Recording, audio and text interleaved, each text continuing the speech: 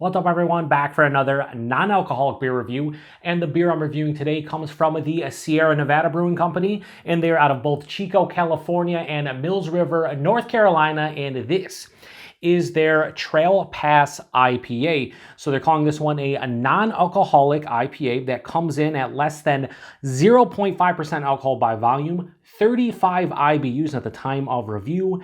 And this can is just over 2 months old. So Sierra Nevada has entered the non-alcoholic game with two different beers, their Trail Pass IPA and their Trail Pass Golden, which is a non-alcoholic golden ale.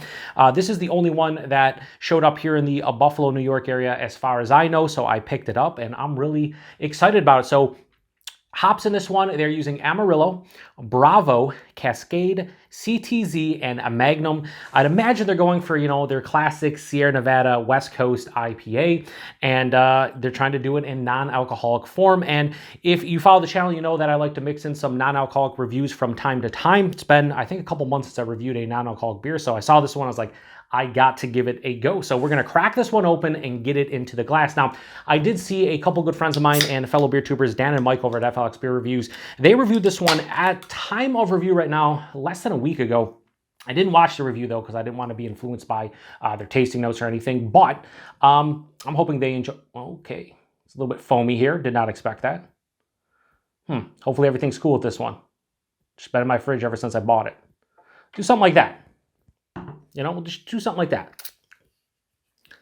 But yeah, so I have to go watch their review after I am done with this one and see what they thought about it. So anyway, I'm going to grab a paper towel. I wasn't going to, but my hands don't want me to get sticky and whatnot.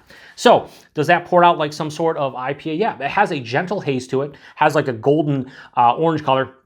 Yeah, gentle haze. I can see my hand a little bit through it, like definitely the shadow, and make it out a little bit, but just a gentle haze. Has about a 2.5 finger of a, I'd say, bright white, soap sudsy, but somewhat creamy looking head. Yeah, I mean, outside of the head kind of, being super huge and it kind of, foaming out of the can, which is a little bit of a concern. It looks kind of like, your typical American IPA / West Coast IPA. It looks nice. Let's get a nose. Nice. So, a couple things are happening here. Number one, I'm getting the hops, and they have like almost a slightly like candied citrus fruit, like a candied like ruby red grapefruit, candied orange, things of that nature, right? It's a little bit of a dank quality as well, even slight like marijuana vibe. But I'm also getting something that I get sometimes in these alcoholic beers, and this just distinct funkiness that I can't really pinpoint like what I'm exactly smelling, but it smells something that's not typical for a regular beer. So if this was a normal American IPA or West Coast IPA, I definitely wouldn't be picking that note wouldn't be there. It's almost like a lemon juice kind of, like a lemon juice into like a funky lemon juice, like almost like a slightly tart kind of lemon character. Has a little bit of like a caramel and like bready malt sensation as well. I'd say more bready than caramel. I will say the nose is nice. Outside of that weird funkiness, it definitely has a nice hop pungency, especially since this is just over 2 months old, so not super fresh or anything. This just showed up like a week, maybe like a couple weeks ago. So, it wasn't like it showed up, a month and a half ago and I've been sitting on it. I picked it up as soon as I went to the beer store recently. Yeah, it smells like a nice old school American IPA more so than a West Coast, but that weird funkiness definitely, it's a telltale sign that this isn't a regular beer, but we'll see how the taste is. Cheers, everyone.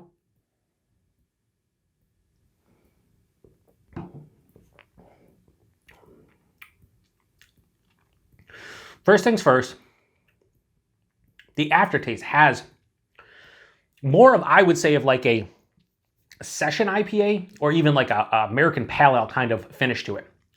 The upfront, though, kind of characteristics remind me of like, I've only had it a couple times in my life, but like a hop water, like kind of something like that, where it's like the base is so light and just like almost, it's weird. I'm not saying the base is like watery, but there isn't a ton of flavor. So it just gives me that like hop kind of character, like a hop tea, something in that realm. Anyway, let's go body mouthfeel. So I will say this. The body while somewhat watery, is not substantially watery. The one issue I've really had with a lot of these non-alcoholic beers, the vast majority, is the body can't hold up to what the beer is supposed to be. Like I've had, some stouts, some IPAs, some lagers where it's like, yeah, I can definitely tell that has no alcohol. There's no substance to the body. This has that problem a bit, not all the way. This is like higher side of light bodied. So it's not straight watery, but it's also not, let's say they're trying to mimic a 6 or 6.5% like West Coast IPA or American IPA. It would definitely fall short from the body, 100%. The mouthfeel, I was thinking this was gonna be a little bit more crisp. This is a little bit softer than I anticipated. This is like mild to moderately carbonated. It has a smooth, almost creamy sensation on the palate. So I really do dig the mouthfeel. While the body is a letdown like a lot of these are, the mouthfeel kind of makes up for it. The taste, right up front, there is a very subtle hint of like a maltiness. And again, it's more bready, a little bit caramel, maybe biscuity. That dives underneath the palate. And then I get that weird kind of non-alcoholic funk that I'm talking about. It's like a lemony, kind of lemon juice, tart lemon, something that I don't think belongs in like a style like this if it was a normal beer, right? I do get that candied like ruby red grapefruit, candied orange. And then as it passes through, I do get a little bit of like a dank pine. That's kind of what hits me on the finish as far as the hops are concerned. There is a nice bitterness here. This is mild to moderately bitter. It's kind of building up on the back of the palate. This is semi-dry, not too sweet at all. Has a nice, again, firm, solid bitterness and dryness to it. And again, on the finish, it's something reminding me of a more of like a pale ale or like a session IPA, the finish itself. You can't detect alcohol because there's barely any in here. I would say this. I like reviewing non-alcoholic beers, and I'll continue to do so because it's fun. And for me personally, if you haven't followed the channel up until recently, I've had some health issues over the past couple of years that kind of dictate I typically don't drink more than one beer a day. So if I want something to satiate the, beer, satiate me wanting a beer without actually being a beer or having alcohol in it, this would do the job. I would say this would do the job if I wanted a pale ale or like a session IPA, more so than a regular IPA. So I'm going to continue to try to review some of these and see what I think. But for the vast majority of them, they don't necessarily nail what they're going for. But I think they do a good enough job where if I wanted to have a IPA that's decent, I'd pick something like this up. Let me pour the rest in here. We'll give it one more taste, and then we will lock in a rating. And I just rate this as an overall beer. I mean, non-alcoholic IPA, I think this would get a lower score than you would probably think, just because it doesn't really drink to me like a West Coast IPA or American IPA. I mean, again, it has a little bit of that maltiness, some of the citrus character, a little bit of that dank pine, but it's so mild and it's just so light that, again, it's more like, if you told me this was a West Coast pale ale or like American pale ale or like a West Coast session IPA or American session IPA, I'd say yeah. But for just an IPA, but they do just call it IPA, they don't specify. At the end of the day, it's fine. It's solid, it's decent, I enjoy it. I'm not in love with it. I do want to try their golden just to see how that one is.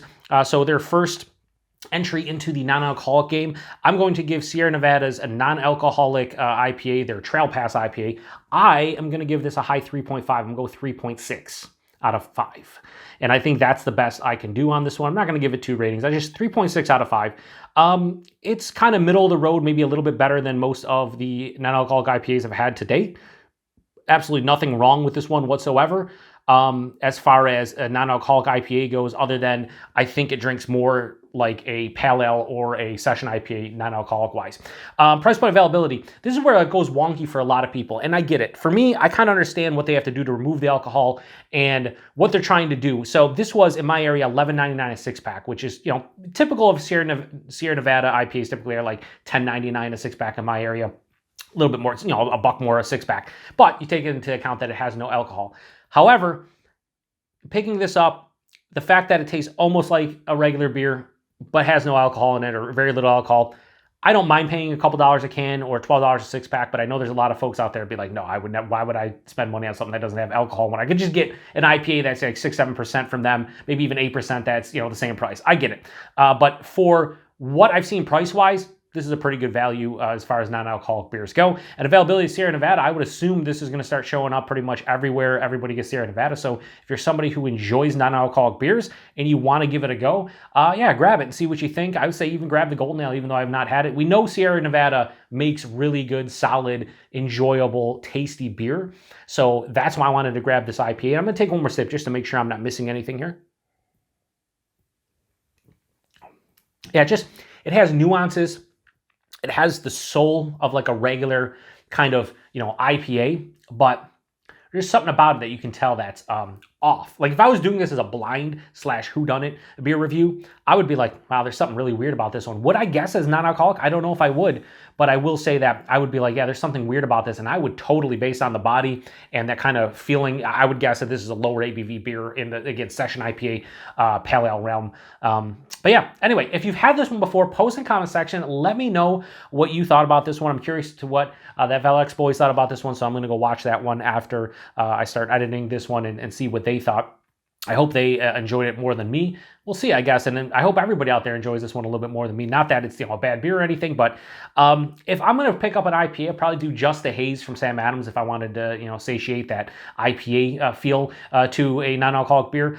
Even the athletic one, I forget that, was it Free Wave? Wasn't too bad, kind of, similar to this. I think that one was maybe a little bit more expensive. So I got to try out some other ones because there are a lot of non-alcoholic beers, and yeah, I need to get some more. So anyway, appreciate everybody stopping by for another non-alcoholic beer review here in the Beer Patrol. To the next one. Cheers.